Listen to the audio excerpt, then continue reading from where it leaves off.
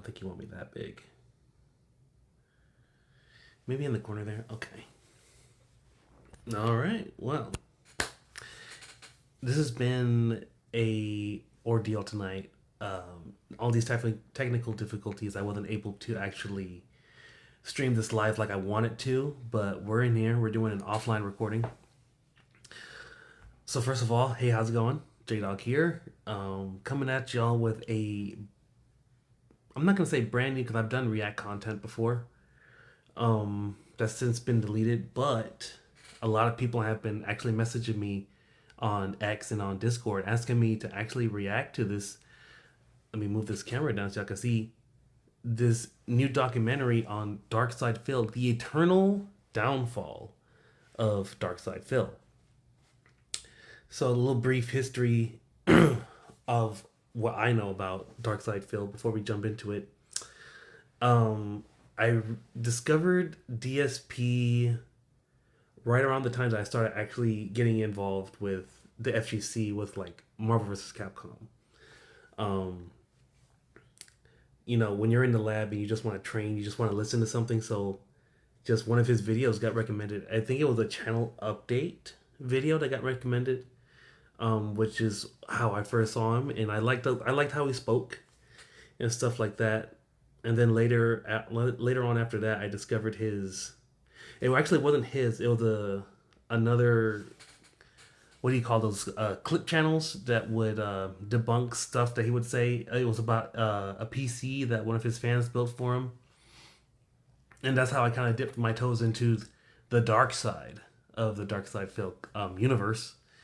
And then I was kind of not involved, but like I knew a lot about the him moving from Connecticut over to Washington State and that whole initial setup, and then a lot of the drama that happened with him and his girlfriend / fiance, and all the financial struggles that he was going through, the bankruptcy, just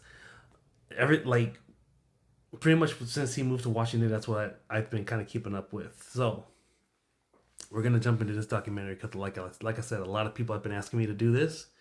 Not the usual content that I usually upload. I usually upload videos about Marvel vs. Capcom, but you know, life has kind of like steered me in a different direction to where that's no longer possible for me to really do that. But people have still been asking me like, "Hey, dude," like I've had people ask me, "Hey, would you share your thoughts on this new Deadpool and Wolverine movie?" So people still want to see content from me. It's just that I just haven't been able to do that because of life stuff. So without delaying too much longer, because look at how long this stuff is, man. Right underneath me, 3 hours and 42 minutes. We're not gonna be able to get through this in one day. This is gonna be a multi-part, maybe 2 parts. We're gonna see how long we can get through. It's 11:30. I gotta be in bed by 1, so we could probably get through an hour and a half worth of content. I know that much. But yeah, let's go ahead and get started without further ado. The eternal downfall of I didn't have that raised up. The eternal downfall of Darkside Phil. Phil is a game creator and former fighting game aficionado that has existed in the online realm for over 2 decades. He has participated in the inception of Let's Plays, but has hardly evolved alongside them. Where most creators benefit from their window of fame, Phil, through insane spending habits, has almost nothing to show for it. It was only in 2020 that he filed for Chapter 7 bankruptcy, where the documents revealed his situation being even more insane than previously thought. Due to his off-putting nature in that he will belittle his audience members while simultaneously petitioning them for donations. Okay, let's see if we can do this. Let's see if we can turn on captions. I need the money to pay bills. Yep. And I need the money to do regular day-to-day shit. Lie about his finances and inaccurately portray criticisms I need that money to pay my bills. He has few allies left. Content creators, large, small, new, and old, avoid him due to this, and super the crazy of trolls that follow nomology. him. Varying widely in intentions and actions, these trolls share the commonality of hating Phil and archiving his fumbles to great lengths. There exists a spreadsheet that is updated almost daily that tracks nearly every donation, the top donator, when the stream began, and what game was played. That's not all. There are several search engines designed to search his over 7 Pig Go, dude. Pig Go. I actually used that one time to find a clip. I used that to find a couple of DSP clips. You just type in a phrase or even a word, and it'll pull up all the videos that he's ever said that word in. And it'll timestamp it for you, and it's pretty in depth. Like I said, the DSP community has, like he was just saying, man, the DSP community is like tracking his every dollar, his every penny, all of his streams, all of his views, his channel performance, his other channels. So, you know, the DSP community is a very committed and very dedicated group, I'll say. 8,000 videos that even have options to show the trend of word usage. And of course, a forum with over 280,000 posts discussing him, not including side threads that would greatly inflate that number. Think about that, 280,000 posts about one person. That is insane, dude. Oh, I don't even know what that is. Keith the something. Moving on. Phil is covered to great lengths. Information is hardly ever centralized or easily consumed, prompting the creation of reasonably shorter videos dissecting different elements of his life. This video, perhaps unreasonably so, will attempt to tackle it all. Oh, ads. I don't have YouTube Plus. I don't have YouTube Premium. I'm not rich like that. Attempt to tackle it all. The dark side of the movie. Okay, some Japanese stuff. To the U.S. population at large, November 8th, 1998 was a normal day. For the 20-year-old Alex Valle, the American fighting game champion, it was anything but. For the first time ever, the fledgling American fighting game scene was going head-to-head with the somewhat matured Japanese scene that had more financial backing, production, and the coverage and tempering than the Americans. The Japanese champion, Valle's opposition, was the 16-year-old Daigo, who had flown out from Japan to make history. The game, Street Fighter III Alpha, was the medium. This could go any way, though the Japanese had the perceived advantage. That's why Valle's victory in the first match intensified the competition. As the match rules were best 2 out of 3, look at the quality of had this to win footage, one more match to be crowned world champion. And so Valle continued his aggressive strategy and tried to put pressure on Daigo. Daigo, however, began adapting and started finding openings, anticipating Valle's attacks. Adaptation was never as important as it was here in the finals. Both sides were exposed to strategies they have never been exposed to within their local competitive scenes. With the advantage on Daigo's court, he won the second match. At this point, the outcome was hardly predictable, as both sides were solidifying their strategies. So I guess Daigo is that a Ryu? And Valle is the Akuma?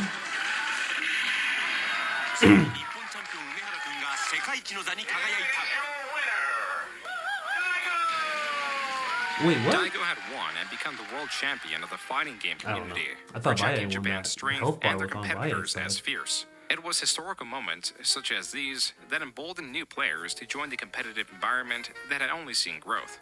Realistically, the only way one could compete is to join their local arcade scene, if they offered a competitive you gotta remember, this is the 90s, dude. There was no Parsec. There's no online play. There's none of that, dude. The internet wasn't even really 2016, when this is happening, dude, the internet wasn't even really a thing, man. So, you know, if you wanted to be involved in the FGC, you really had to like seek it out. It was non-existent. The internet did tend to the community by allowing a quick, cheap, accessible way to promote local or grand-scale events. One of these involved an 18-year-old Phil Burnell. Initially entering the online space with the alias Wo Moses, he adapted other short-lived nicknames such as Phil Throw Like Hell Burnell, labeled as such for his strategy of using the throw move in Marvel vs. Capcom competitions that was viewed as unbalanced. Quote, everybody said that my victory was so quote-unquote cheap, and that I had no skill, unquote. Regardless, I guess Phil that's was a performing DSP's well in forum his local post. gaming scene in Bridgeport, Connecticut. The next natural step was to attend ECC, or East Coast Championships, that hosted various fighting game competitions. Add to that, he said he would attempt to go. Phil had experience attained through many years spent visiting his local arcades, an experience that would otherwise be described as a fruitless pastime. The elitist nature and other unfavorable qualities that Phil was showing were more acceptable in these communities than they would be in others. And he did have that one thing that made him memorable: his aggression.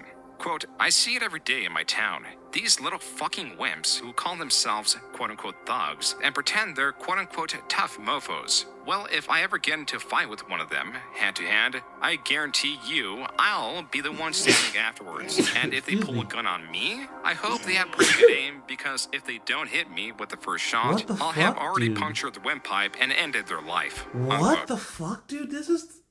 What the fuck is young DSP on, dude? This is like taking this fighting game shit to a whole new level. Look at this shit. If I fight hand to hand, he'll be the last one standing. And he's talking about pulling out weapons, dude. What the fuck? Boy, it's wildin'. I don't know how old he was. I think they said it. I didn't hear it. That's why I turned it up a little bit.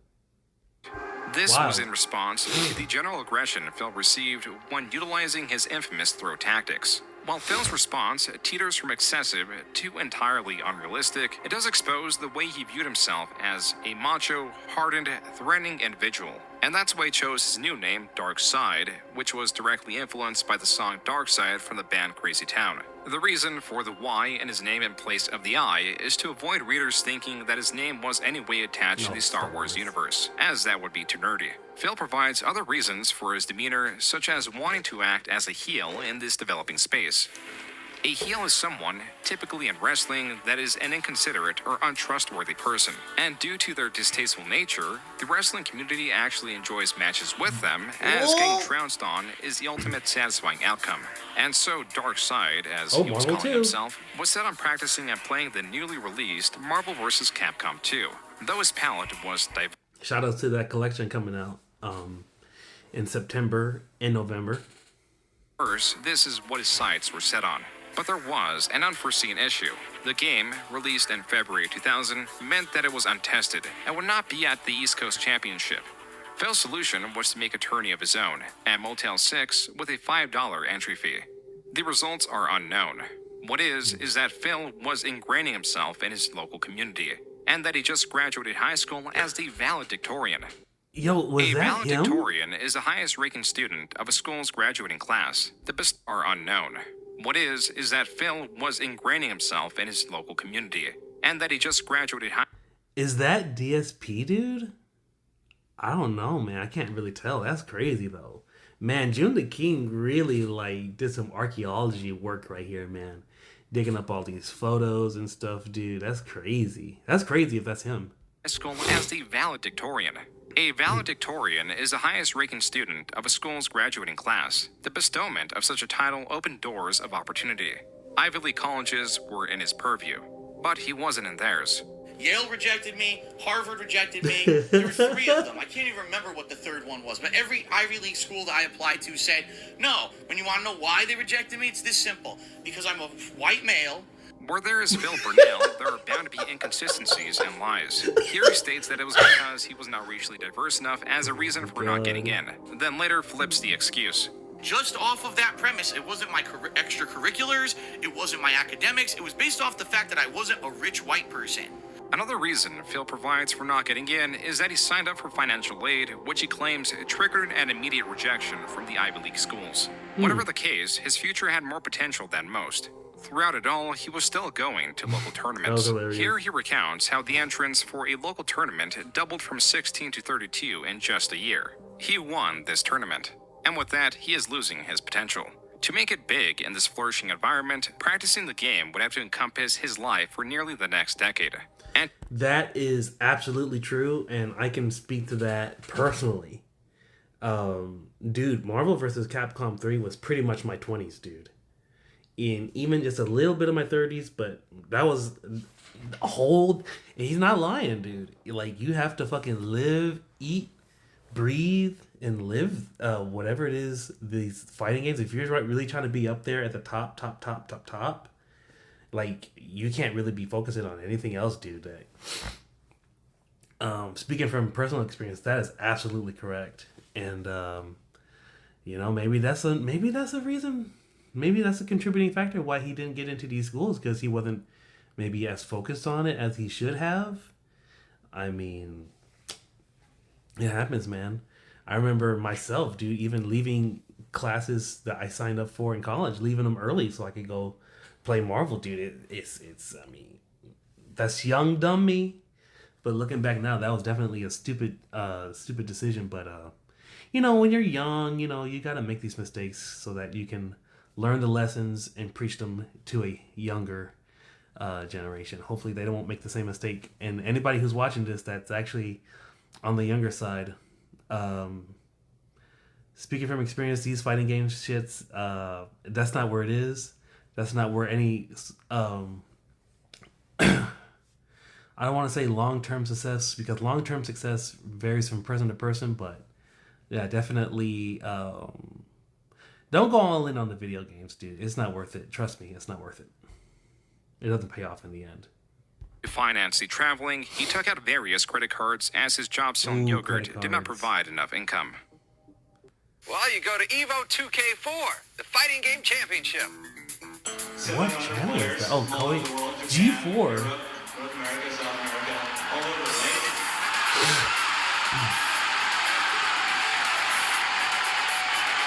It's a famous Evo moment. There's insane competition in the fighting game community, especially from Japan nowadays. And it's like who cares about the flash? You can leave the flash there. Make sure the gameplay is solid. No more stupid additions.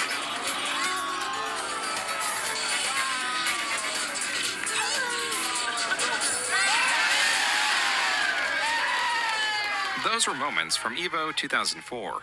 EVO, or Evolution Championship Series, was becoming the end-all be-all for competitions in the fighting game community. Every year, the event grew. It grew rife with competition, controversy, diversity, and of course, increased attendance of Darkside Phil. East Coast versus West Coast. No! Hell no!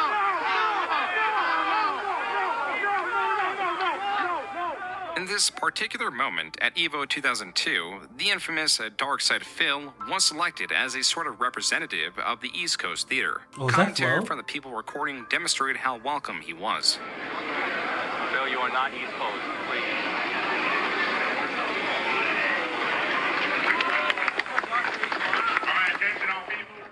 As much as Phil promoted his ability. Wow, that's crazy footage. I've never seen this shit, dude. But how is Phil not East Coast? Connecticut is literally East Coast.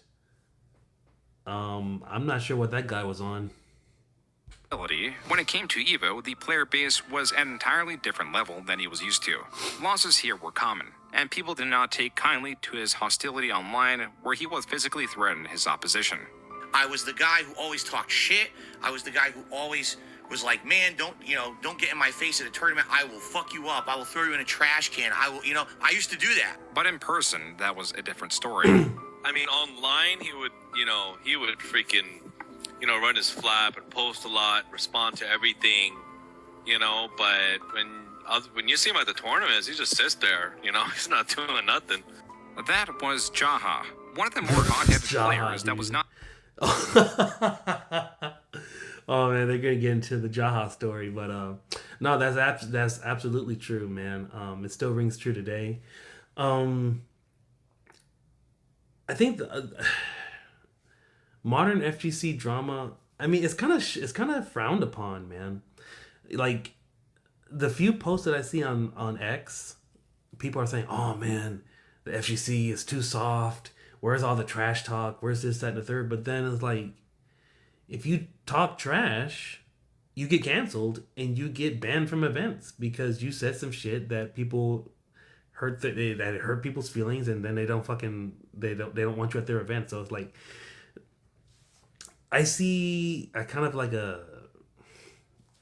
it seems like if you just go off of like X, social media and stuff like that, it seems like they want it both ways. Like they want the hype of the trash talk, but then they want the FGC to be a welcoming environment. I'm not sure how you accomplish both. because somebody's gonna get banned. and sorry if I'm like clearing my nose. I'm a little bit sick, but yeah, I don't know. But let's get into this Jaha story. Afraid of confrontation.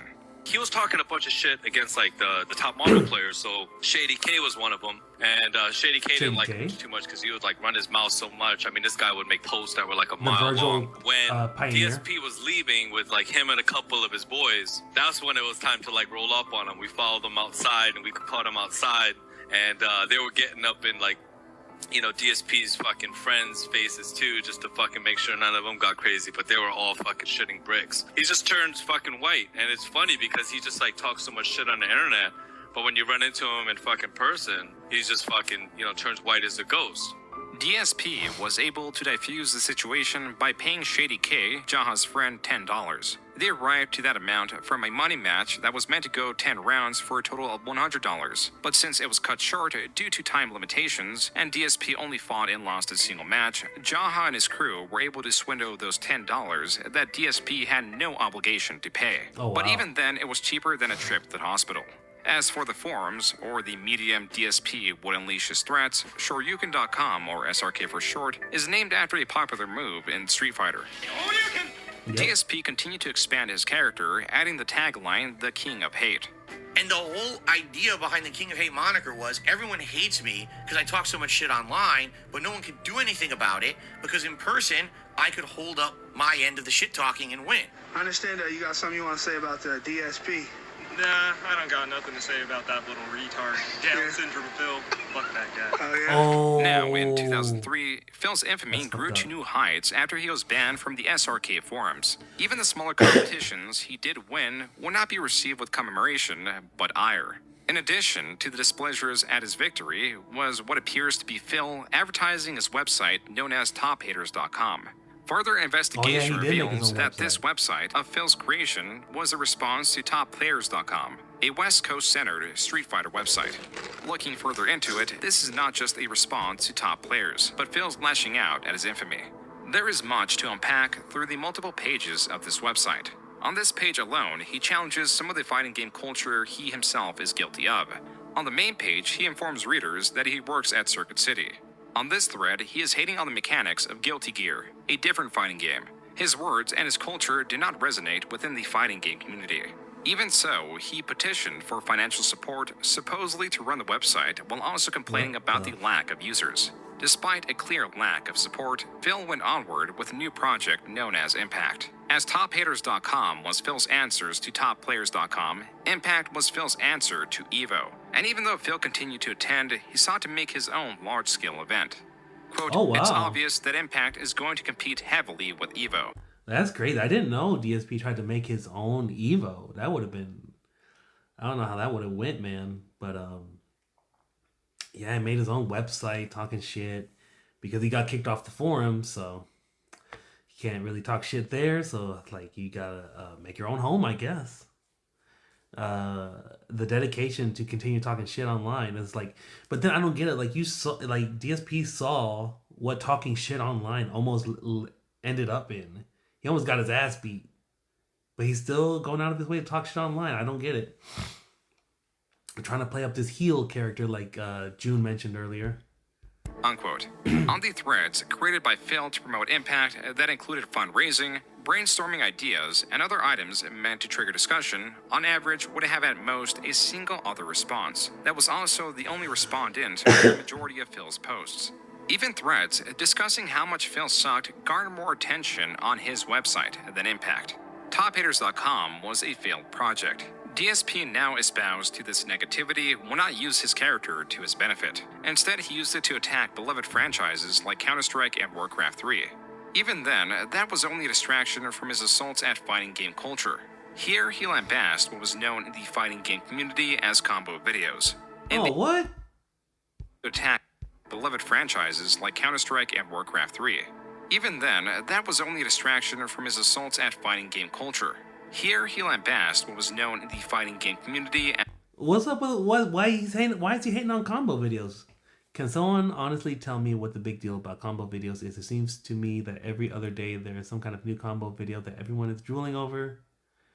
Whenever people come over to my house, they want to know if I downloaded that fat new Magnus vid or something else equally stupid? The answer is no, I didn't download shit. I'm not going to waste my hard drive space. Wow. Combo videos. In the early days, as a combo video maker myself, I am quite offended. That's where that's where a good chunk of hype is, man. Just seeing all these crazy combos, man. And it's like, it's not even just making crazy combos, because some people might say, oh, you know, that combo's not really that practical. It looks cool, but it's not practical. It's not really, you're not really gonna bust it out in a real match. But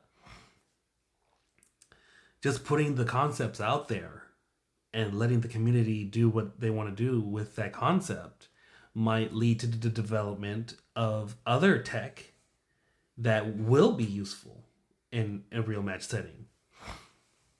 For example, just recently I put out a video where I was able to link 2 Gamma Crushes with Hulk with no X Factor. And then, oh man, and I don't know the name off the top of my head.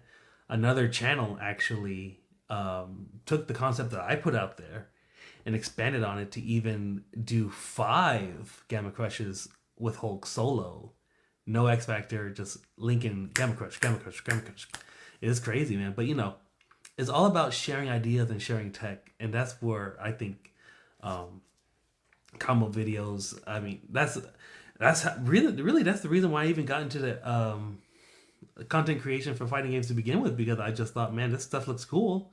I want to be able to put stuff out there like that. That looks cool. And being able to be featured on the front page of different websites and stuff. I'm offended at the hate of the combo videos. The fighting game community, CDs were exchanged in person. These carried videos of various combos or tactics one could utilize, yet the existence of them were also controversial, as groups could gatekeep the data. Now, with the internet in play and data shared at a faster pace, tactics and their discovery were virtually immediately adapted, and the meta was becoming solidified. Even still, the combo video situation is more complex than just defining metas, as DSP points out. Quote, in some cases, the combo videos are single character only or console only, unquote. The last bit is of utter importance. Now, mid-2004, arcades have long been losing their purpose to the increasingly popular home video game console, and a switch of competitions prioritizing consoles could increase accessibility for players and allow for significantly cheaper and easier to manage components, as consoles and their elements could be set up and altered with ease. Just FYI, I didn't really have any experience with the arcade scene. I did, you know what, I'm lying. I did visit a arcade here in where I live, here in my local town, that was called Planet Zero, I believe, is what it was called. Planet Zero. And it's funny because I went there once to get some offline Marvel vs. Capcom 3 competition. And it was a blast, man. That was my first time in that kind of setting.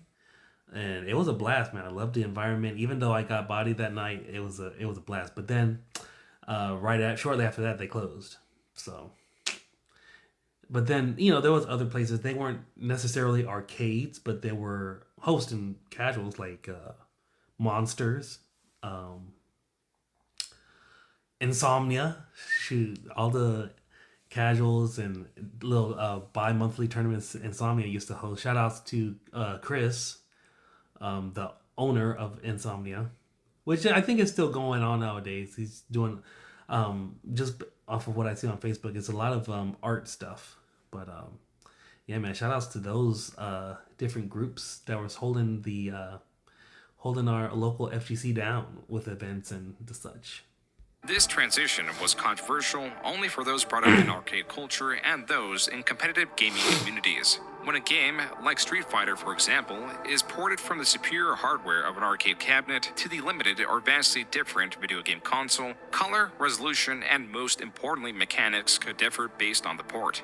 And though the technology and quality control had improved, it was still not good enough.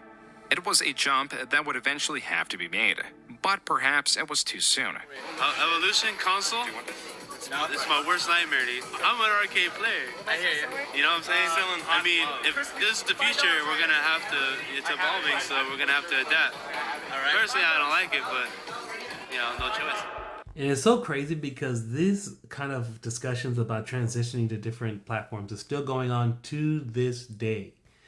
People are talking about PC. Oh, I'm just speaking in terms of Marvel versus Capcom. People are talking about PC Marvel. People are talking about PS4 Marvel. People are talking about PS4 Marvel being played on PS5. Stuff like this, different platforms and different ways to play the game is still a discussion. Even I think Street Fighter might have a similar thing going on where the PC version of Street Fighter 6 is more responsive than the PS5 version, but since Sony is a sponsor, they run it on PS5, and then there's this whole back and forth and stuff. So it's still going on to this day.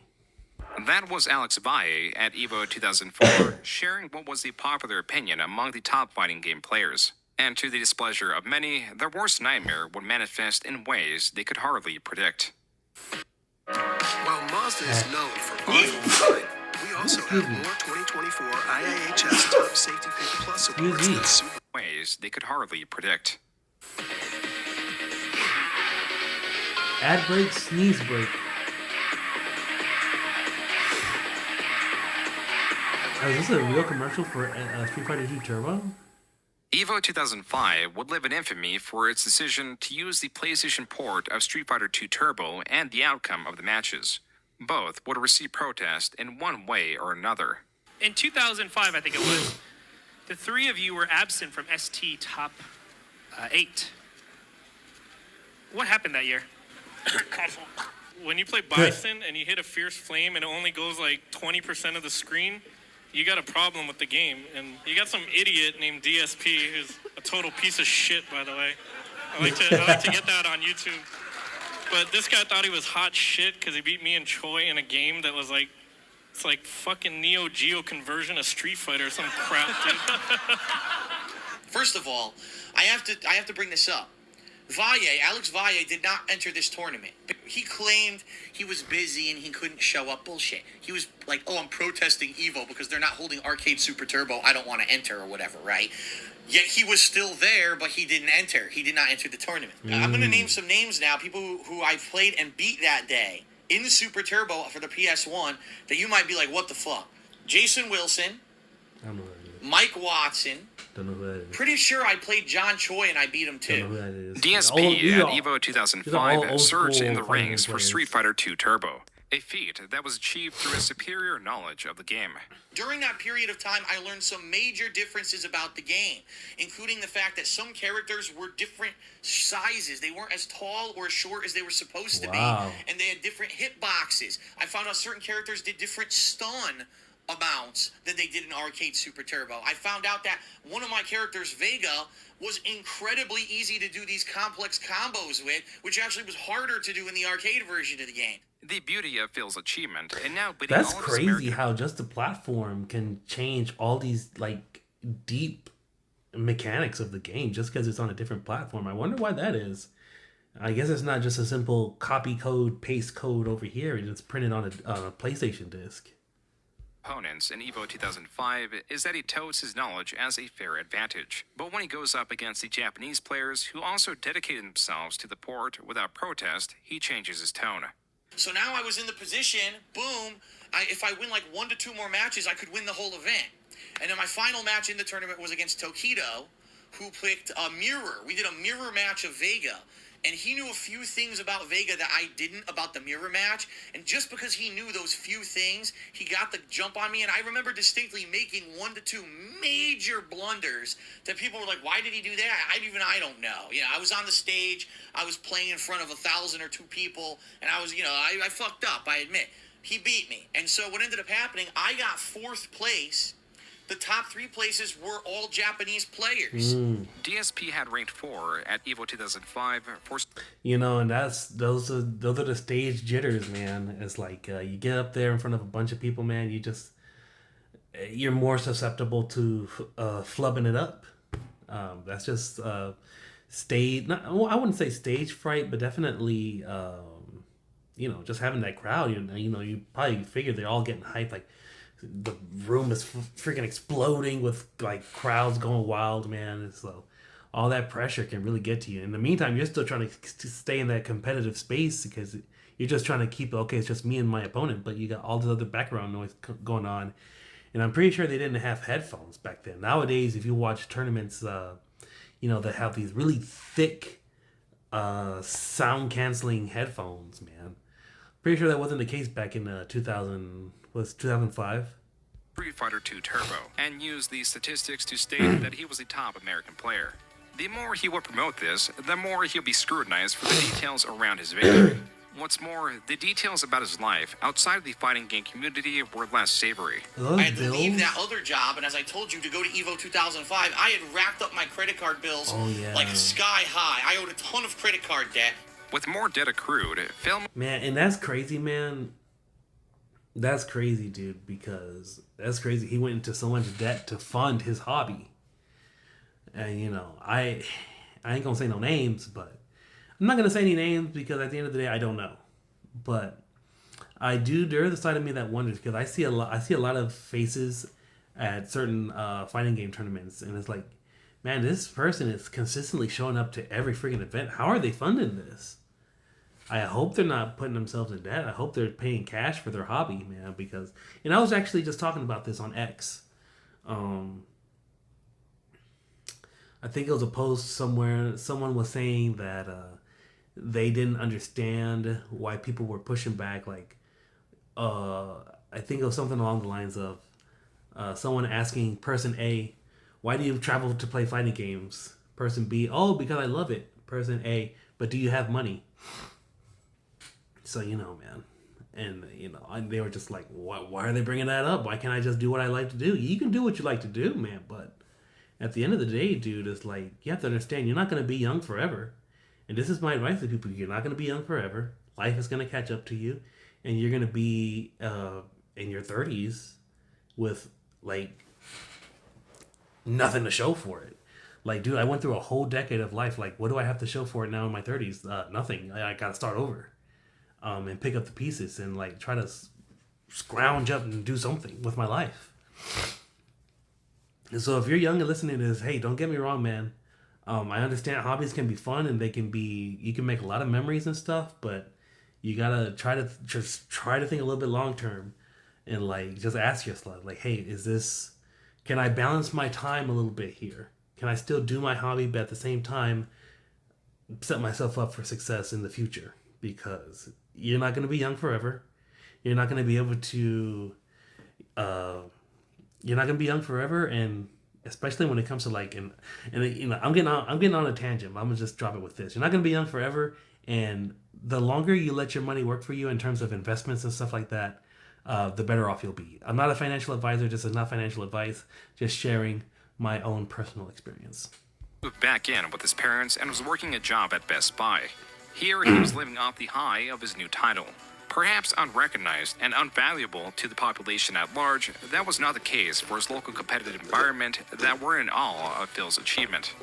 One day, my friend Tony, who mostly we were known for playing Marvel vs. Capcom 2 and Capcom vs. SNK 2 together, said, hey, I got a couple buddies who actually like Super Turbo, and obviously that's the game you're really good at. You want to go play with them? Oh, John and Rambo? This is the first time I ever met John Rambo. John Rambo, let's go. Like 2005, 2006, I would guess. When I first met him, I felt like it was almost like a deer in headlights moment. Like, oh my God, this is a guy who just came back from EVO and placed. John Rambo, coincidentally sharing the name of the action movie character, was becoming DSP's best friend.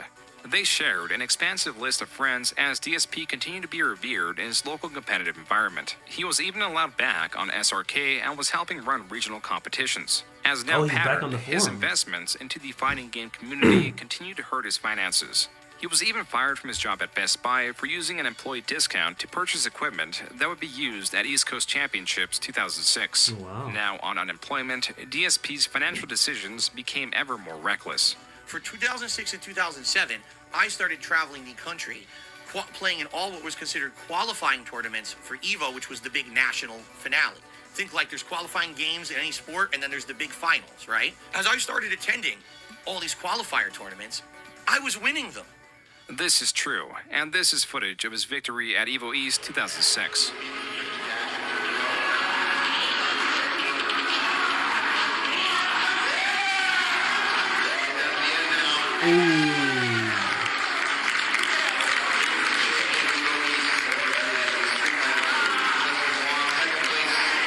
Wow, they had this stuff recorded, dude. As neat as these victories were, traveling your across the neck. country Pop when he off, already Phil. secured a high position in EVO meant that he was effectively wasting his money, as having more than one seat was pointless. Wow, Phil is now seeded to be in the finals at EVO like 7 times. We need to actually take people who he beat and put them into the spots because we can't have a whole bracket that's just Phil playing.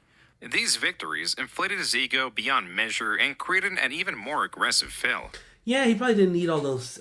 I guess they call them seats. I guess he didn't need all those seats, but it's more like just because again, you got to understand, it's like to really get that high level practice, you actually had to be there in person back in those days. So it's probably just doing it for the practice and experience. But you're paying a lot of money to practice something, man. And that's crazy. And like like they said earlier, he's going into credit card debt. I mean, he said it too. Phil did.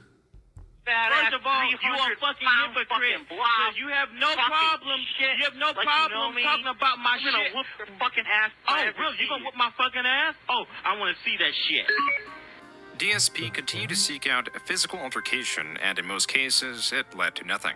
Other times, he miscalculated and threatened someone who could reciprocate threats, reinforced by real experience. Viscount, a veteran of the fighting game community, was lambasted by DSP. Quote, so first Phil was like, okay, well, you have to sign some document, because if I kill you, I don't want to be responsible. And I was like, whatever. Then, there was an actual serious negotiation over who the ref was going to be. And I think we settled on Walter from Connecticut, but I don't remember this part either.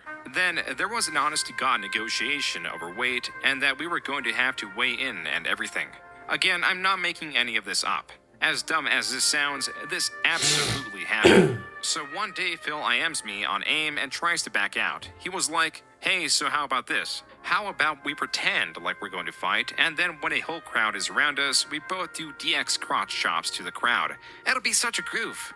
This really happened, and I'm just like, are you fucking kidding me?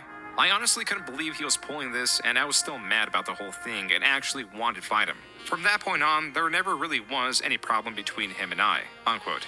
When it came to real fights, backing out was typical of Phil. But when it came to Street Fighter, he was more confident than he'd ever been. Getting this education, getting my master's, put me at a level that, of course, more respect from the community.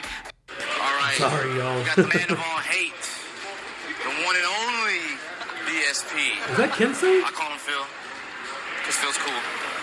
Anyhow, Phil, how you feel about SC? Bro, I was just watching one of his videos. For years, these same guys are on top. And yes, I'm talking about John Choi. I'm talking about Alex Valle. Playing ST, placing, okay, they're good. But to disrespect the people that got top 8 at Evolution, to make excuses... Yo, is this guy asleep? I know the video's bad, but I think that guy's knocked out, man. Prayer hands. Console, it's ridiculous. There you go. You heard it from DSP. Straight from DSP. DSP, thank you. Check out the shirt. Oh! Hate that. Could Phil really back up these claims, or on the other side, could Valle beat Phil? Alex Valle, this guy right here, living legend, Street Fighter scene. First and foremost, you know what I gotta ask you? The ST beef with DSP. I don't even consider it a beef. It's like another scrub, another day. Oh, damn. As chance would have it, they actually did compete at EVO 2006. First match, finally. Oh, on stage, Phil versus Alex Valle. I'm like, oh, great. It was a decent match. I lost. And I was like, motherfucker, you know, all this practice. I waited all day. Basically, it mind-fucked me waiting all day to play my match. I finally play Alex Valle, and I lose. Phil, now in the loser's bracket, still had a chance to redeem himself. That is true, man. If you're, like, just sitting around not playing and you're not doing anything, like, you get up to actually play a tournament match and you're, like, cold, that does fuck with you, man. I don't know how to really fight against that other than just play some casuals, man, but, you know, definitely going in raw into a high-stakes match is not the way to go. His way through the loser's bracket, he had his final match of the day. My final match is against, guess who? Tokido. Now, this is the guy who beat me in 2005 on stage, mirror match with Vega. The results of Tokido and DSP's first 2 matches played out exactly like they did in EVO 2005. Both players won a single match, and it came down to the last match where the results were also mirrored. And He won. He knocked me down, and I fucking lost. And I was like, I wanted to rip my fucking shirt off like Hulk Hogan and be like, fuck this shit. Hogan. DSP. Okay, I do know about the Hogans. Remember that name. If you're not familiar, remember that name Hogan. Not even place in the top 8. Oh He my was God. now That's the later, former though. top American player. But if anything, he was still persistent. In 2007, he went at it again, also winning Evo East.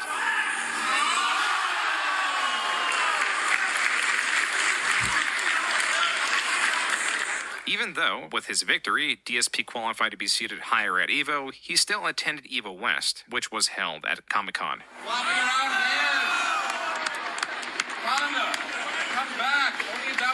Oh, Seth Killian! DSP, one match.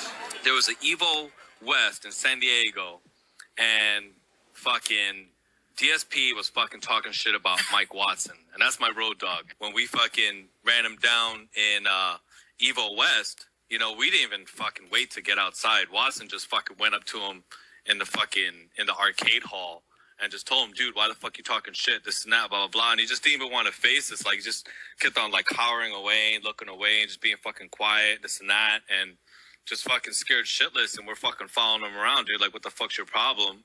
And, you know, Watson is a forgiving guy, so he just fucking pretty much got to the point where he made him apologize. I said, you got to do what you got to do. If you feel like you're going to make you feel better to hit me, then go ahead. I guess I deserve it. And he's like, well, I don't understand then. Why did you say those things? And I was like, dude, I'm an alcoholic. I admitted it to him right there. I was like, I'm an alcoholic. I drink too much all the time, and I just can't control myself when I do it. And at that point, I actually started crying because I felt so bad about everything that I had done and how stupid I was as a person. Rumor of what took place at this event. It's like, and this is what I'm saying, dude. All this shit talking online, man. It's like, what's the fucking point, man? There really is no point. Just show up, play the game, and just keep it moving, man. I don't really understand, but I mean, like he said, like they said earlier, he was trying to be a heel. But you know, some people aren't in on the whole persona shit, man. People take this shit seriously, and if you talk to somebody the wrong way, man, if they want to confront you in real life, man, that's just gonna happen, man. You gotta answer for what you said. To what spread within the fighting game community. That's why it's just better to just say, bro, just play the fucking game, dude. This ain't a fucking personality contest, dude. Just play the fucking game. Personalities don't win tournaments. Actual skill does. So all this extra shit, it's not fucking worth it. Do you guys remember the whole thing with DSP and like Justin Wong, like with the West Coast people, where they almost like he was like really scared because he was about to get beat up? I heard he was like crying and everything, so that was pretty funny. DSP had fulfilled his role as a heel by losing to players who were far more popular than he was. He again, for Evo Actual, did not even place in the top 8. Oh, shit. Even if he won such events, the prize money would do little to counter the credit card debt that he had accrued. His new job was not doing much to help him either. Then I ended up finally getting a job after the Best Buy debacle at a place called Helicopter Support Incorporated. This was also in Bridgeport, Connecticut. Actually, I take that back. I think Helicopter Support was just over the Trumbull line. This is a strange leap from working at Best Buy to working as medium in helicopter parts selection. His degree that he had recently gotten was supposedly in business. So DSP's work experience, nor his educational background, was related to his current position. The only thing that was his father, who had been working at the company, and it is understood that DSP secured his position due to nepotism. There was an additional development that DSP would long cling to. He was now starting a perilous path, ones that machinations would be far more complex than he could ever predict or even understand. Yet he stood directly in the center to witness it all. So basically, I was very nervous. We went to this Chinese restaurant, and I swear to you, the first fortune that I got, well, my fortune that I got that they said, financial hardship in your life is coming to an end. By the way, when I do record gameplay, I use a digital camera. Don't worry, you're not going to edit this video? You're just going to post them as is with the 10-minute mark? Why would I edit? It took 2 days, actually, off of work just to play Batman Arkham Asylum. Oh, I is knew that it was the going to be old great, school and you know what? I don't YouTube regret it at layout? all. Even though I'm the fucking Batman. The Dark Side Phil YouTube channel was created on March 3rd, 2007, but was not utilized until 2008. Phil began by recording some of the fighting game events he would enter. The earliest available video is Midwest Moment 4 Day 1 Setup. The next one is Moment 7, then 13, then 19. Though all these videos range from 13 seconds to 2 minutes and 16 seconds, the jumping of the numerical order means that several videos were deleted and various pre-existing videos are lost. This was not the only event he recorded in 2008, and alongside those videos, DSP began recording gameplay of various genres. The quality as such reflected the best his equipment would allow, as he positioned his camera initially on the floor and pointed it towards his television. DSP recorded Star Wars The Force Unleashed, At least I got all this fucking high-definition ear detail. Castle Crashers, It's a bunch of fucking horseshit, to be honest. and Mercenaries 2. Another Grand Theft Auto 4 rip-off mission. While the genres varied, the style of recording, the commentary, and the titling, in that he proclaimed the game sucked, provided some theming in a space that lacked cohesion. YouTube, Views? as Why it did it spell views was like looked that? at as a video repository, a place to consume viral videos. Series and the like were virtually non-existent. There was no meta for videos and not much of a reason to make them, considering that a paycheck Sarah through Palin? content Oh my creation God. was unheard of. In such an uncompetitive and themeless space, Phil's videos excelled. He quickly found out that his gameplay videos did better than his recordings of fighting game events. Then found out that if he recorded proper sequences of walkthroughs of missions and games, the chain of videos garnered even more views, as was demonstrated by his gameplay of Saints Row 2. These were uploaded out of sequence, as Phil relied on a unique method of recording. Instead of recording the entirety of his gameplay in one go that would create a single video file to chop into several parts, Phil subverted the need to edit his videos down below the required 10-minute mark that YouTube had by physically stopping the recording on his camera every couple minutes. Oh my god, this is bullshit. Ugh. Okay, Saints Row 2. Trying to kill the general again. This naturally created individual files that not only saved him time on the editing process, Oh, but look the at those old rendering school as well. logos. I remember For that here, shit. He could upload the files directly. The only additional effort applied left was to name the videos. Though Phil, in late 2008, did commit himself to recording entire playthroughs of games full with his commentary, the sequence was still scrambled and parts were uploaded out of order. But by the time he began his Fallout 3 series, now adopting his role of what would be known as a Let's Player, he was finally correcting these errors and uploading a sequence. Then the issue was not the sequence, but how much he was uploading. If he did a 4-hour recording session, that amounted to 25 videos, and those 25 videos were uploaded from November 28th to November 29th. That was 25 wow. uploads in just 2 25? days. Phil, Damn. with some fluctuation, was spamming his uploads. By December 19th, even with his job in mind, he was up to part 137 of the Fallout Let's Play series. That was only a fraction of his 749 videos. This means Phil, at 1,400 subscribers, averaged around 2 subscribers per video. The comments were quite vocal with their exhaustion of the spam. Quote, "Stop spamming videos, they are not that good," unquote. Some comments seem to just target Phil as a person. Quote, "Fucking you. You are a stupid man. Suck my lick," unquote. Phil's commentary was colorful and could prompt these responses. Oh, look. Blah, blah, blah. You cannot speak any English, you stupid. Blah, blah, blah. Okay, time for a save. Viewers were not sure if DSP's crudeness was him playing a character, though the Street Fighter community knew it wasn't. DSP, stop recording. No one gives a shit. Play. You can't hold up a tournament. Where am I playing? You still haven't told me. I'm familiar with this clip. Want me to run the fucking tournament for you? Taking form now in early 2009 was the basis of DSP. All the core elements were finally present, including the audience. From those few who were vocal about their dislike of DSP responded by comparing himself to Satan, and those who enjoyed his videos enough to donate to him. As seen in his description, he was now accepting PayPal donations for what he claims were games and equipment. Even now, in the channel comments, people were suggesting the use of direct capture via what is known as a capture card, and DSP did indeed spend that money. A lot of it too, on a more expensive, yet worse option. What? As you know, any donations that you send help me to in the cost of games and equipment, especially this brand new HD camera. It cost me a pretty hefty sum. So, as these suggestions to how he could improve his videos poured in, Phil would go on and pour them out. This guy just wants to be my friend, so he gets deleted.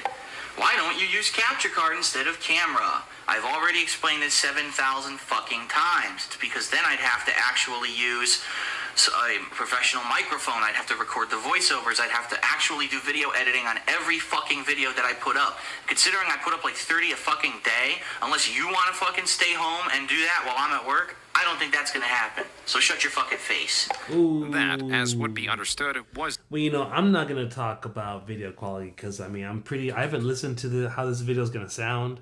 This isn't direct capture or direct... This isn't even on a PC. This is on my phone. So, I'm pretty sure the quality... And, dude, even look at my recent Marvel vs. Capcom videos where I'm playing sets on Parsec. Dude, it's me pointing a camera at... It's me doing the DSP method, dude. It's me pointing my camera at the computer screen because I actually did try to get my matches, rip them from Full Zetsu stream, but then he messaged me on Discord saying that he didn't want people taking his content, which, it's kind of a stretch to call that, for Full Zetsu to call that his content, because really it's just me ripping my matches from the stream. So, it's your stream, but it's my gameplay. But I didn't really want to go back and forth with that. So he was like, well, you can record your own side of what's on your computer screen, but don't just rip from the stream. But my computer can't do that. My computer, this MacBook here, I guess it's an older MacBook. If you try to do anything and record at the same time, the CPU gets overloaded or something, like some error message pops up on the top left corner of Parsec. It wouldn't work. So I was like, well, if I want to record something, I have to just point my phone to the computer screen and record it that way. So that's just a little explanation on why it looked like that. It's because I couldn't just get my matches from the stream because the host, Full Zetsu, didn't like that. And that's really... Also, that's part of the reason why I don't play on there anymore, because that just didn't sit right with me, man. It's like you're going to try to tell people that they can't take their own footage or they can't take their own matches and use it for their own content. It's like, I don't agree with that, but to each their own, man.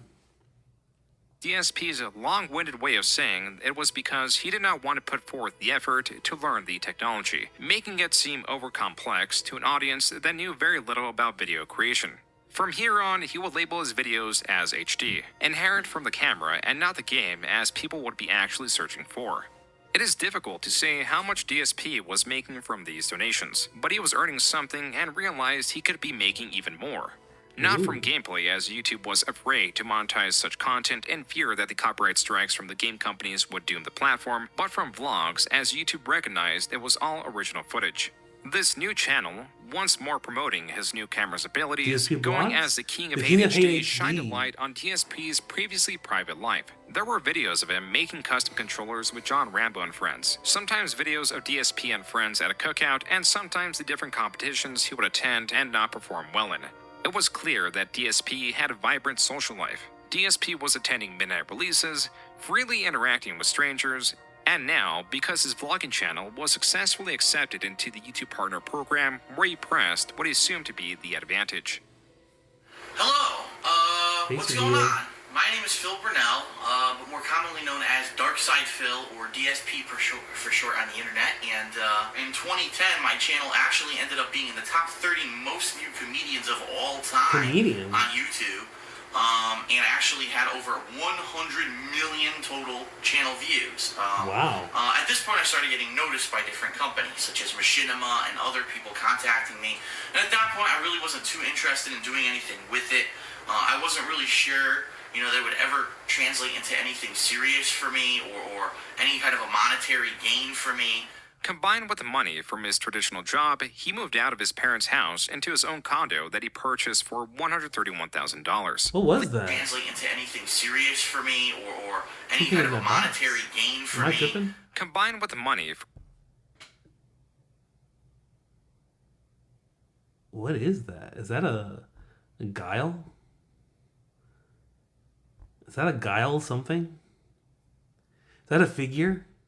From his traditional job, he moved out of his parents' house into his own condo that he purchased for $131,000, leaving him to be a host for such events such as a pizza/gameplay party.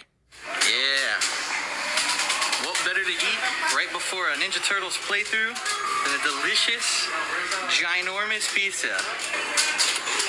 So why don't you stop playing Street Fighter 4 and come get pizza so we can play Turtles? John Rambo here devouring his final slice. Shout out, Rambo.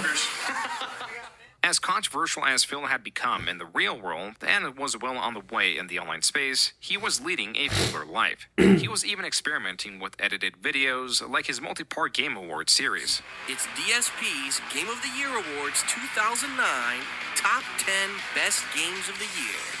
Not everything operated well in DSP's life. He was still heavily drinking even during Let's Plays. Follow me, Red.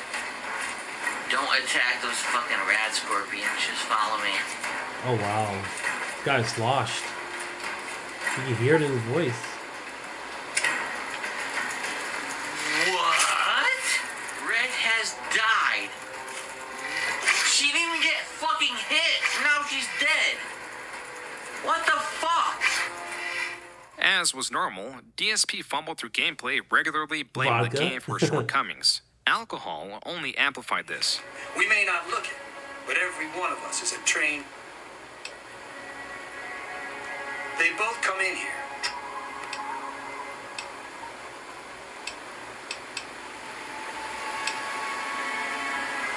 Hey! What the fuck you doing? A viewer may have missed it, as Phil did, through his rapid selection of the dialogue for the sake of progression. Phil unwittingly chose the option to threaten the NPC. Yeah, I saw that. Why the fuck are they attacking me? I don't get it. Why are they attacking me? Wow, listen to his voice. I didn't want to kill them. Why did they attack me? There was a grotesque nature to Phil's Let's Plays and a rage that would turn physical. My Xbox locked up. Fucking does. Fucking doing it. Standing fucking roundhouse. Shit fucking. Oh my god. Controller slams and more. Fuck this stupid fucking mission. I'm fucking fucking balls. A part of a successful creator is willingness to experiment, adapt, and improve.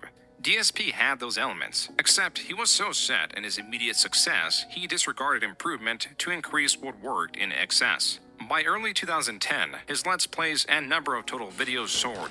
In just a little over a year, he had nearly 7,000 uploads on his main channel, with his total views at a gargantuan 70 million. That means he was averaging 10,000 views a video. And not in the least humble about these statistics. Quote, I've been called fat, ignorant, stupid, scrub, loud, obnoxious, disrespectful, belligerent, inciting troll, asshole, worthless. But I've also been called entertaining by 70 million people. You be the judge. I'll be banned by the time you read this. Unquote. This could be found on SRK. And if even possible, further soured Phil's image in the rest of the Street Fighter community. Look at him now. I mean, he's just... 20,000 idiots are subscribed to him. That's great. Congratulations. Congratulations with your YouTube channel, and hope you enjoy your life, bro. I mean, it's a great victory. PlayStation 1 Super Turbo Champion. You take that to your grave, bro. Good luck. DSP was making enemies that he had never met. In 2009, he had a small run-in with Rockstar and Take-Two that took down 2 of his videos, as was commonplace, as all of Phil's videos ran the risk of scrutiny by these companies. However, Take-Two took it upon themselves to actually put a cease and desist order against YouTube, stating that they were not allowed to put up any of my gameplay footage, in particular because I had the cutscenes of the game in my footage. And then, in 2010, what appeared to be Ubisoft also struck Phil's channel to a severe degree. By April, the strikes continued at such a pace that his main channel, Darkside Phil, was taken down. After sharing the news, it came out that the strikes were illegitimate and were possibly sent out by a disgruntled viewer. With the strikes resolved and the channel restored, Phil saw it fit to celebrate his channel's resurrection.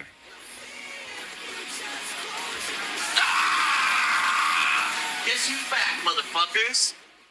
That's right. That's right. They tried to take me down. They tried to get me off YouTube. They tried to shut me up. Fuck those motherfuckers. The king is back. That's right. As you can see, thank God, my channel, Darkside Phil, has been restored on YouTube. So, awesome. This tactic would also become commonplace against Phil. As a response to the initial takedown, DSP made 2 additional channels, one for Street Fighter that was soon abandoned, and another for gaming going as DSPGaming. This channel, for all intents and purposes, adopted the role of his main channel and will remain as such for the foreseeable future. At the time, as a host to gameplay videos, the channel's true purpose was to bring attention towards his vlogging channel, as that channel was monetized. What am I going to do? I'm going to whip up a couple of express mode bacon, egg, and cheese sandwiches, which include 6 pieces of white bread. This new series, beginning in September of 2010, was going under Poorly Cooking with the King. These videos were much more intimate than his gaming videos or even vlogs, for reasons not known then, but are now. Back then, I started Cooking with the King as a way to branch out and have additional content on that channel. I think that series ran its course to the point where I literally probably cooked every single meal I could possibly make without looking like an idiot or using a cookbook. And the point is, the series was me showing you things that I cook, not me cooking out of a cookbook. Phil was increasingly monetizing different aspects of his life, and as he stated, Poorly Cooking with the King were the recipes he knew how to make, meaning this is what Phil made regularly. So what am I going to make? Today I'm going to make scrambled eggs, and I'm also going to make some sausage. So I'm going to whip together some burgers, the eggs, and the cheese. That's pretty basic ingredients, but you can add other things to this dish. Although in this episode, we're actually going to go a little bit more healthy than some of my previous recipes, simply because a lot of people have been complaining, and I guess it's time to show that I don't only eat, things that might be high in fat or high in cholesterol. For every 6 ounces of tuna, you should use a half a cup of mayonnaise and or Miracle Whip. Those were the following 4 Poorly Cooking with the King videos. Besides Phil's poor diet that would impact his life in somewhat ironic ways, viewers were exposed to cooking mishaps that were perplexing. Safest thing to do with bacon grease. Oh yeah! Why is fucking potatoes? Grease bad for your viewers could look at the clock in the stove frame, the layout of his house, etc. As for the rest of his videos, they were performing well, even if he did have a few hiccups or angry neighbors telling him to shut up along the way. If this was the only trouble DSP received, the rest of 2010 would have gone more smoothly. The key change that destabilized his world was him getting fired from his job. And what happened in this case, they did a reorg where they took me out of this department where I was doing all this great work, and they put me in a completely different department. The management there didn't give a fuck about me, and after 3 months, they laid me off. Now, with more incentive to monetize his life, Phil launched a new series known as DSP Tries It. Because fast food, I'm going to be telling you right now, when I do these for fast food, they're always going to have a low rating, because fast food usually is pretty bad. It's an odd combination of flavors, because the egg and all the meat are extremely salty. This series was initially food-based. Then he began reviewing his own merchandise. There's a bunch of different designs that you can get. Then joysticks. This joystick uses all Sanwa parts. This series had now evolved within the first 21 episodes to a general product review show. DSP tries it. This is DSP. Oh no. And I'm using the new Axe body. I shot it. Oh dude, this video is about to, my video is about to get taken down because of this shit.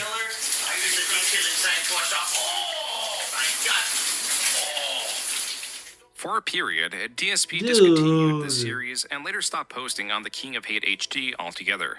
DSP's fans were aware that he lost his job, and so a fan contacted Phil and offered to make him his own website, as was customary for various creators that found themselves unsecure in YouTube survivability.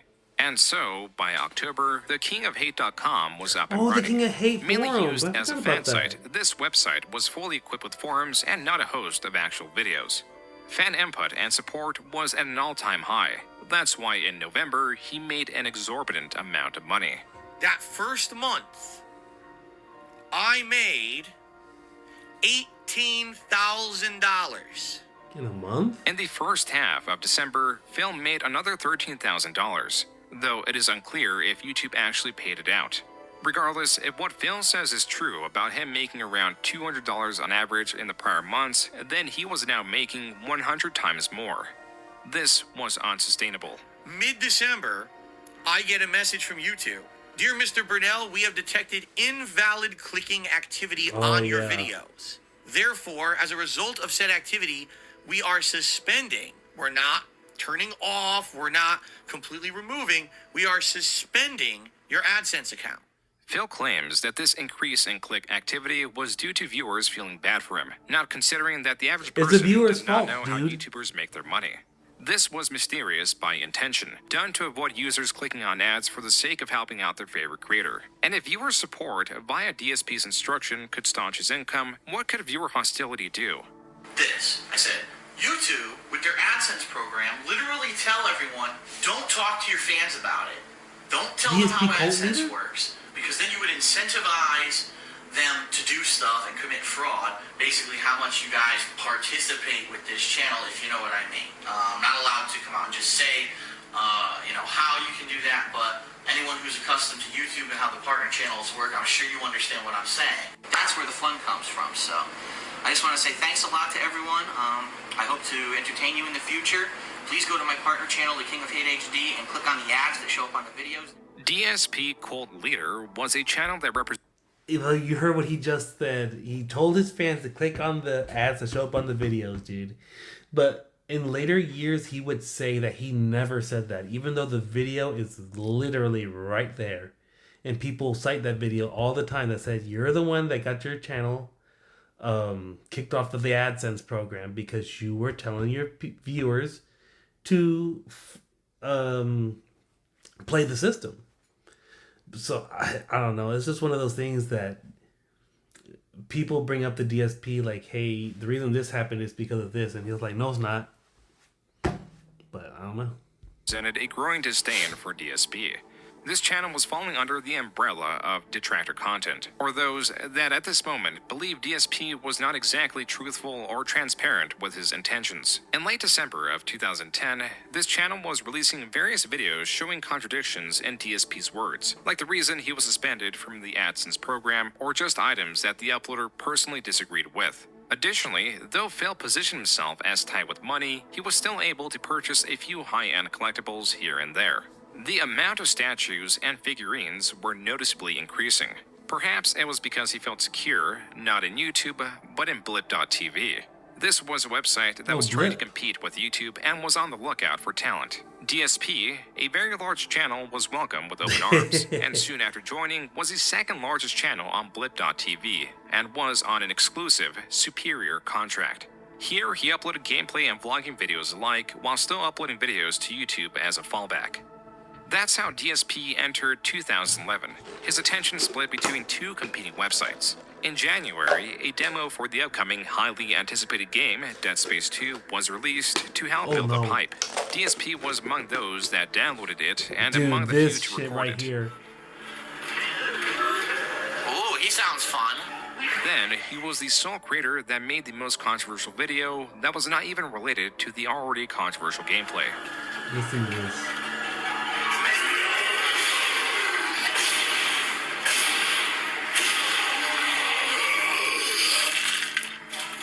This is what happens when you let the Jews do whatever they want. You've let the Jews overrun space, and now look at this. They're green. I know that I know the caption says juice, but that's not what he's saying. He's saying a what do you call it? Like a group of a religious group of people. It has had the artifact turn everyone into necromorphs. So now I, the last remaining Nazi, must exterminate them. Hello, Jew. Phil, role-playing as the last surviving space Nazi, did not translate well to his audience that quickly reported his anti-Semitic jokes.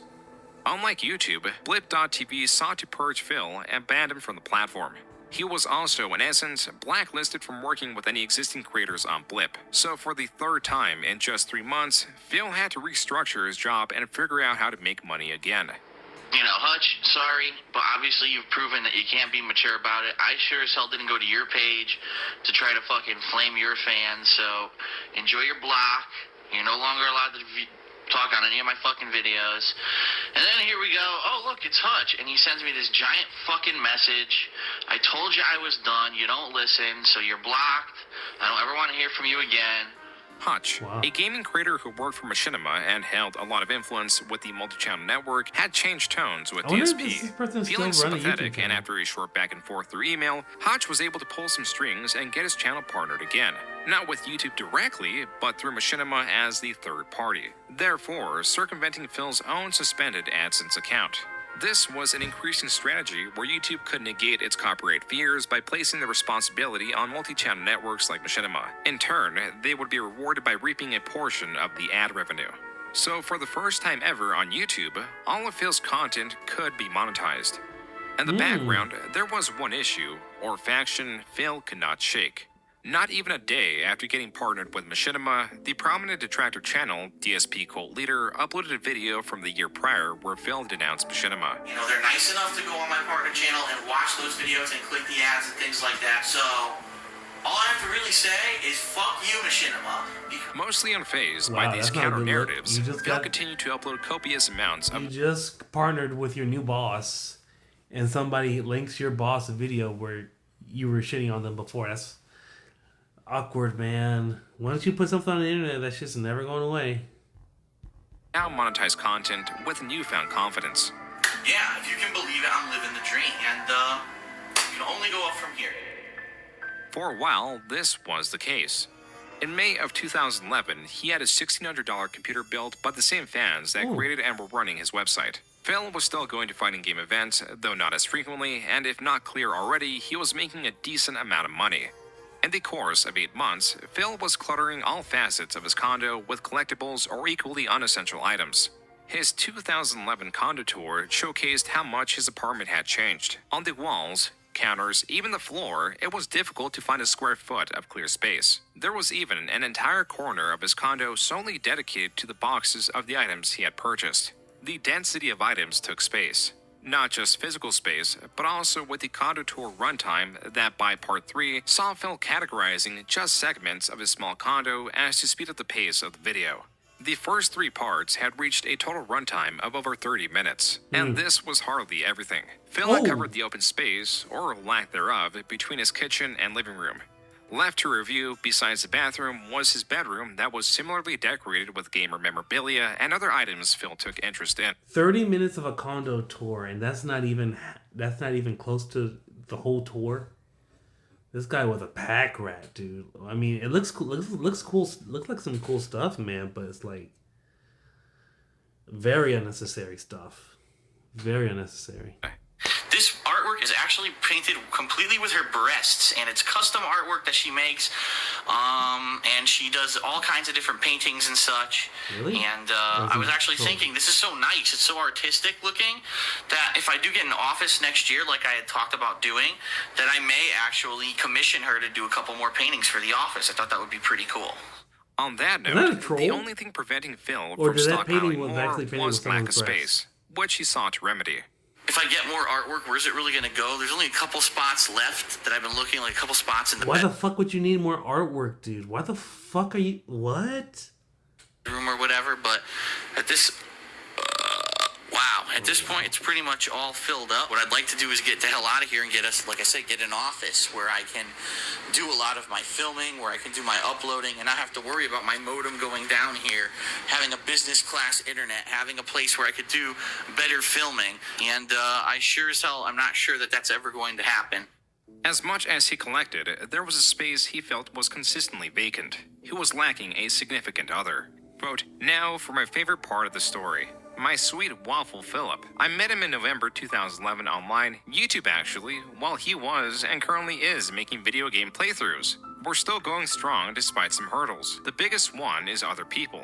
We are a May-December romance. He is 11 years older, but it makes our bonds even stronger. He is so supportive of my crafty ways, even if he doesn't understand half of it. We're even planning and taking steps to opening our own online bath beauty business. But moving in together comes first, because he lives in Connecticut.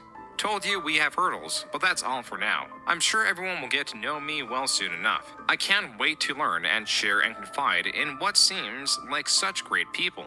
Smiley face. Unquote. That was from a future post created by Leanna, or Panda Lee as she was going as online. Leanna met Phil through the now defunct YouTube message system as a fan, only for Phil to escalate the relationship by providing her with his more private email. By February of 2012, they had become a couple, and Phil saw it fit to introduce her to his audience on Valentine's Day. Hello everyone, Darkside Phil here, and with me today is my beautiful girlfriend, Leanna, who also is known as Panda Lee on YouTube. Quote, special note, Panda Lee is not Asian. That is all, unquote. This was an annotation found on the video, a request likely by Panda Lee to avoid confusion of her race. It is likely her because she also made sure to clear this up in an interview held through a Twisted Metal lobby. Some guy on the reveal video commented that it looked like an old Asian woman, so... Yeah, they're all immature. Don't pay attention to DSP fans. They're fucking idiots. A lot of them are fucking idiots. If they ever need a really awkward Asian-looking, non-Asian chick... Yeah, I guess so. So what are your favorite games? I just want to know how many Asians have green eyes. That's what I want to know. I've never met an Asian with green eyes. Neither have I. So, yeah, I have green eyes. Very rare, so... What games do you that like? would give away that I'm not Asian. Bro, he's trying to ask about video game stuff, and she's on this fucking bullshit about her eyes, dude. What the fuck? Like, trying to change the topic. Trying to convince Phil's audience that she is not Asian, Phil's audience was more curious about the 11-year age gap, with Phil being 29 years old and Panda Lee being 18.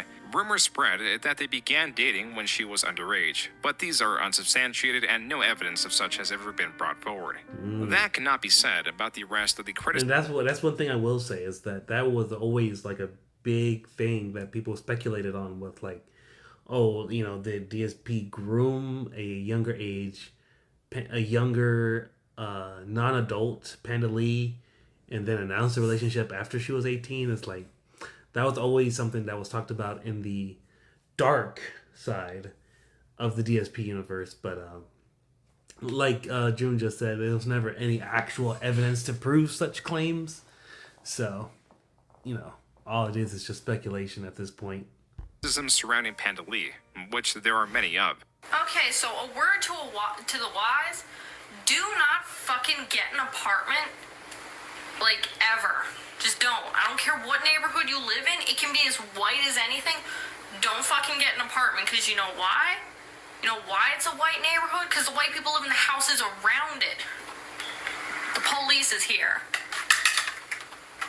Yep, I called the police. You know why? Because 3 buildings away, I had all these windows and doors closed, but I could hear this Latin CD perfectly that if I knew Spanish enough, I could probably translate it for you. Panda Lee would sometimes do playthroughs with DSP and John Rambo. Still, DSP's best friend had a large catalog of playthroughs with Phil and was a favorite of the channel. Panda Lee, being a newcomer and with her being argumentative with Rambo, meant she was making a bad impression. I'm just being difficult.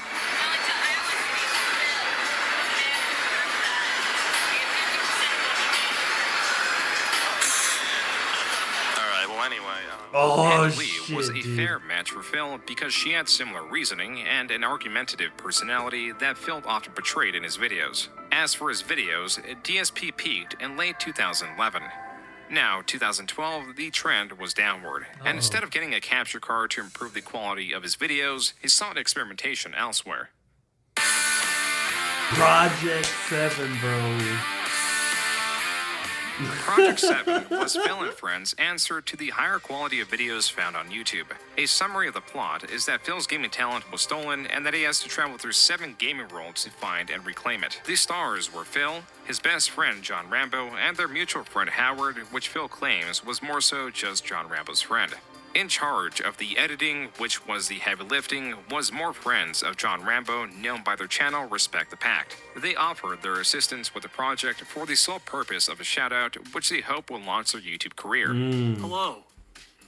Would y'all ever want to see me react to the Project 7 episodes? Because I think that they didn't finish the series. That they're going to explain why the series remained unfinished, but they're still up there on YouTube. So let me know in the comments if y'all want to see me react to the Project 7 stuff.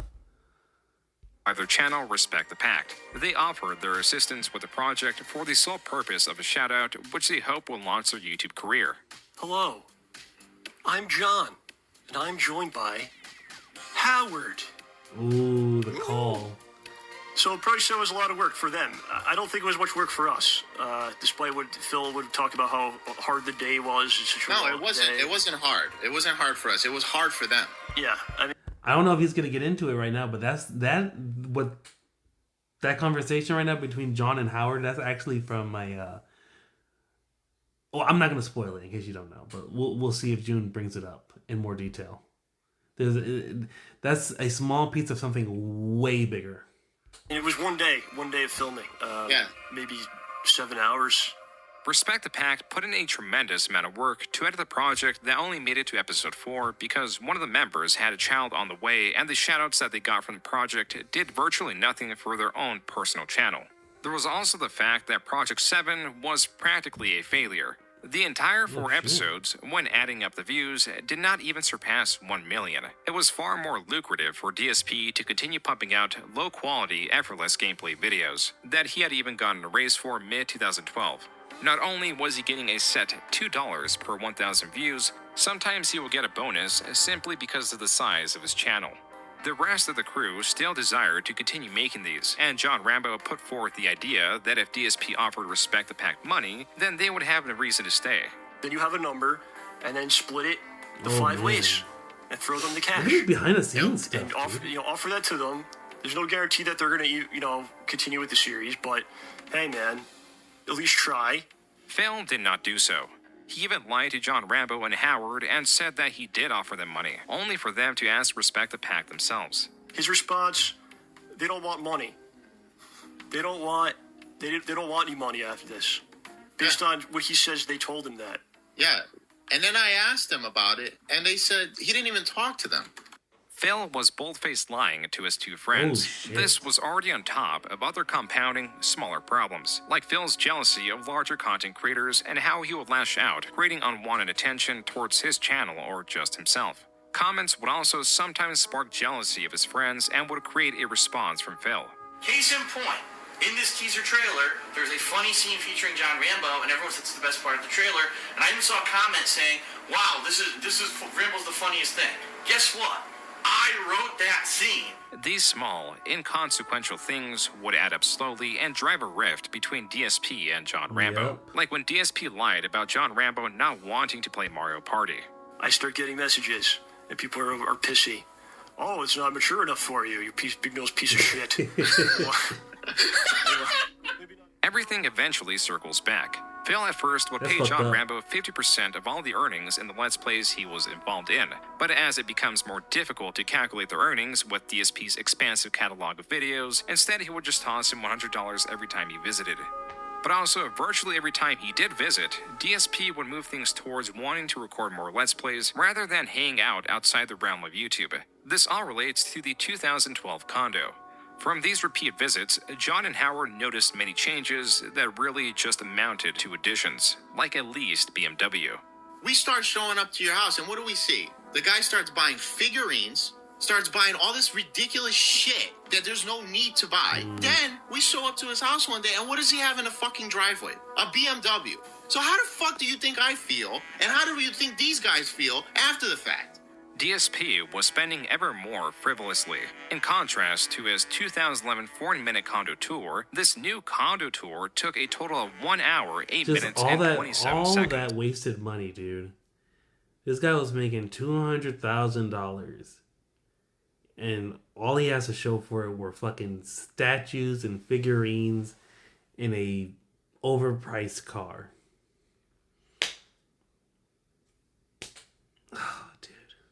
That's that lifestyle, what do they call it? It's like when you increase your lifestyle because you make more money, is it lifestyle inflation? That's that to a T.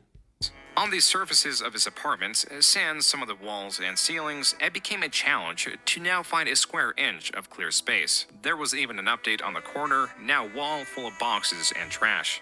It's now quickly become a graveyard of shit that I can't Motor I have oil? nowhere to put, I have no use for, I can't store, I don't know what to do with it, alright? DSP had run out of storage for his baubles and memorabilia. I don't know, it's too much. Too much. Now, the problem is I have nowhere to put this shit. If I had somewhere to put it or sort it, I'd probably be able to see it, but... Fucking sell this shit, dude. Look at all these fucking dumbass books and figures and shit. Bro, just take that shit to half price books and sell all that shit, man. What the fuck? This motherfucker literally can't turn a corner. Can't even do a 180-degree turn without bumping into like 5,000 fucking things. Just a jumbled mess on top of my dresser. I need more room. His closet, even with items optimally stored, was overfilled. What I want to look at is just to show you what a mess the inside of my fucking closet is. I'm not going to go all the way because my luggage is actually spilling out. But look at all... There's no room for anything. Are there even clothes in that fucking closet? Boxes I've got from the models. Phil did not value or understand money. There's like 3 hangers in there. The rest is just boxes of bullshit. Wow. Except when it came to others. Phil, when talking about Project 7, classifies it as a financial loss for the t-shirts he outfinanced and, more importantly, the props that he bought. This prop that Howard is holding is a Lancer from the game Gears of War and cost $300. It had less than 30 seconds of screen time and was even less relevant to the plot, yet was the majority of shared expenses. He would use this and other items to try to convince viewers and friends that Project 7 was not profitable, disregarding his egregious spending habits. Yeah, it's more about respect and being fair. It's about respect, man. You have no respect for your friends, for your family. You don't give a shit about anybody but yourself. Man, there were plenty of examples of DSP. That's a deep cut, dude. Like that's so fucked up to tell somebody, man. And that's supposed to be coming from one of your friends, dude, telling you this? Shit, man. That's some deep shit.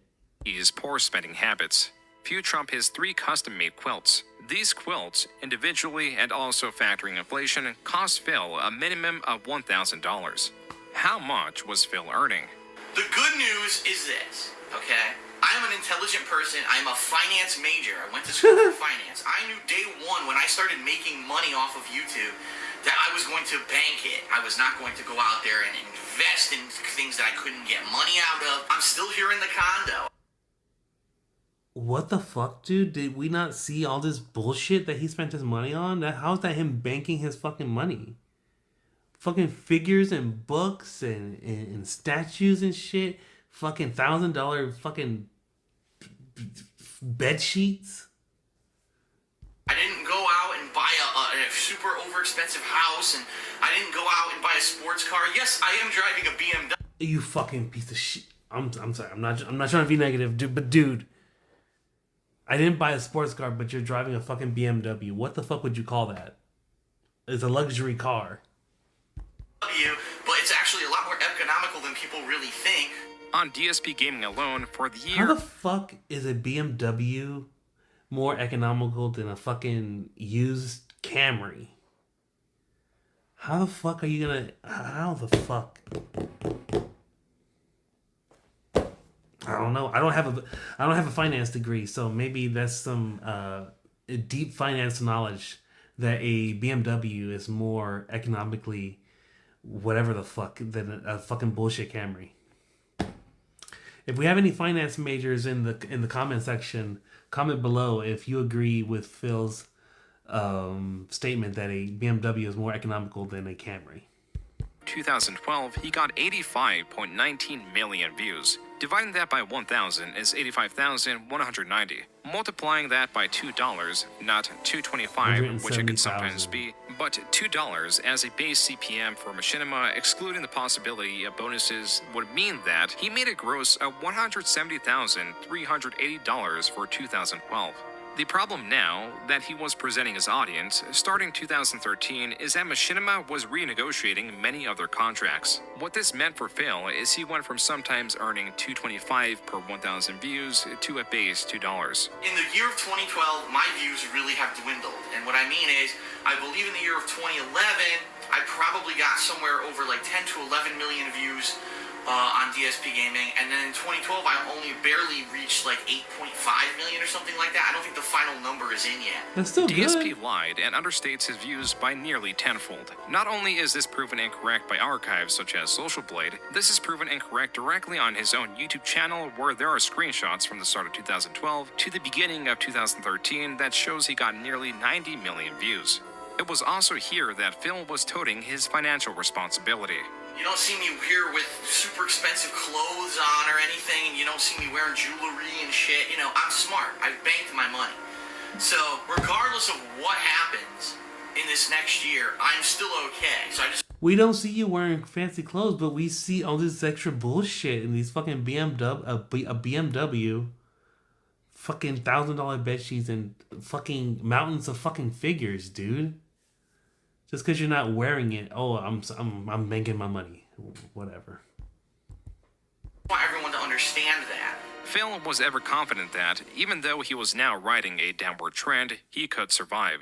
His tune would change in the coming months as he would have to navigate troubles that were exclusive to him and the culture he was inadvertently creating.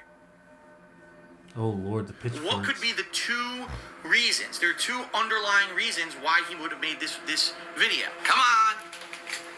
So I didn't want to fucking restart the game. Oh. Number one, he's just insanely jealous of me. And not my fault. I love it. This is how you don't play. Is that the guy is one of these gamers, like I mentioned, who play the games to feel accomplishment. What the fuck? What? On February 15, 2013, YouTube user EvilAJ2010, in direct response to Phil claiming his videos are well received, uploaded a compilation of Phil's Metal Gear Solid 2 playthroughs with only the clips of his failures or Phil's obscene commentary. How'd I fucking miss? Even with that considered, the supercut was nearly an hour long. In addition to this, it included AJ's own text commentary and images of many comments found under Phil's original Let's Play. Where many channels failed to capture the negative yet entertaining aspects of Phil, AJ was succeeding. A month later, in March, his video was up to 77,000 views, and word was spreading. DSP is a weird guy. It's like a train wreck that you can't look away from, that's on every day 10 times a day. 24 hours. Oh, come on, guys. Come on. The reason EvilAJ's video was so successful was both external to Metal Gear Solid and internal. The external elements that bring interest are that DSP has continuously bled viewers through his lack of editing, refusal to use a capture card, and poor gameplay. What is that? The elements that are internal, and why Metal Gear Solid was the perfect game to capture the essence of Phil, is foremost that Kojima, the person that heads the creation of the series, is well respected within the gaming community, as are his creations. The Metal Gear Solid series chiefly requires critical thinking, as it is required to appropriately employ every item in your arsenal, as well as to react quickly in tense situations. It also requires patience to be able to learn enemy patrol patterns or learn from one's mistakes. Phil lacks severely in both of these fields and approached Metal Gear Solid 2 as an action game, brute forcing his way through situations that require nuanced approaches, all while criticizing Kojima. Kojima wants to make movies. Kojima does not want to make video games. He will really, you could tell, he wanted to make a bunch of long movies or miniseries of this stuff. EvilAJ in April and July All right, will go we're on gonna to go ahead and release. stop it here because it is now 1 a.m. and I need to get some sleep. Like I said, this is gonna be a multi-part project right here, right? This React, man. People, like I said, people have been asking me to do this React. We still got about 2 hours and 24 minutes left to react to. This is a huge undertaking, probably a little bit too huge for my first attempt at one of these things, but hey, we're in it, man. We're gonna see it through to the end. I might come back tomorrow night and do a part 2. But check out the description below. I'm gonna go ahead and link the original documentary, and I'll go ahead and also link DSP's YouTube channel, so I can go ahead and check that out if y'all want. But thanks so much for being a part of this new content that we're making here. Let me know what y'all think. I haven't even listened to how the video sounds. Maybe I won't even see it if it sounds like shit. But also let me know if there's any other content you'd like me to make as far as React goes. So thanks so much for watching, and I'll catch y'all for part 2 of the eternal downfall of Darkside Phil. Catch y'all on the next one.